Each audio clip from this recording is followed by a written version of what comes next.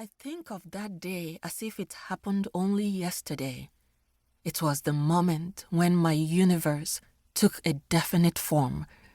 The moment when the two voices in my head quieted down and my wandering self found what it's been searching for. You were wearing that ugly jersey you loved, the faded blue one with holes in the left shoulder, sprinting after a football with a herd of gangly boys on your tail. You were lightning, and the boys were the clouds chasing after you, never to touch you. You were exquisite, a being torn between softness and hardness. You were just like I'd imagined. I think that day I was wearing my striped jumpsuit, the one with toggles at the waist and a breast pocket. You loved that dress. You said it gave me an hourglass figure, and you would walk behind me just so you could stare at my bum, even though you knew it made me uncomfortable.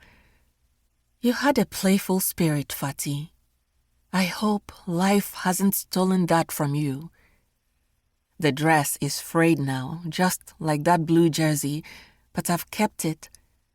I pull it out every now and again and press my face to the fabric just to remind myself that our time together wasn't conjured by my imagination. Time seemed to freeze when I saw you that first day, Fati. The dark clouds parted ever so slightly and a single ray of sunshine touched you. I felt everything in and around me come to life. I felt awakened in ways I could not articulate. You did not see me at first, so I just stood there and watched.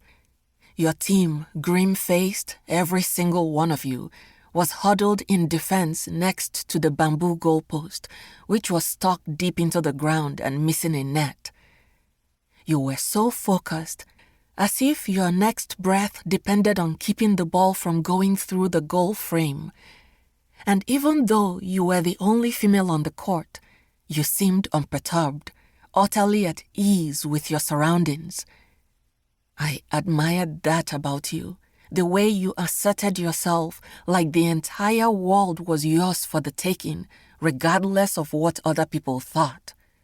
Standing there, mesmerized by you, I did not see the ball flying off court and in my direction. Fate must have played a hand in the events that followed. The ball landed at my feet, bringing you to me. Suddenly, you were within arm's reach, handsome and beautiful all at once, lean muscles on a mesomorph body, with flawless dark skin like palm kernel shells, just one shade darker than mine, glistening with sweat. Your eyebrows each had a slit in them. The most enthralling thing about your body was your chest, flat as a boy's. I would find out later that you wore binders to smoosh your breasts because you were dysphoric about them. Up close, I saw how unique your eyes were, a shade of brown like upturned soil with a ring of starry gold around the pupils. They seemed to see right through my mask, and I found that disarming. You smiled, raking your gaze from my head to my toes, lingering on my mouth and chest for too long. I fidgeted, looking down at my feet, and yet I felt an intense pull toward you. Something about your aura felt familiar, like I already knew you. With a slight tilt of the head, you urged me to pass the ball, even though you could reach for it yourself. I probably looked stupid, gawking. But how could I not stare, Fati, when you bewitched me with your gaze and those lips? God, your lips, pinkish brown and perfectly proportioned, the upper one darker than the lower.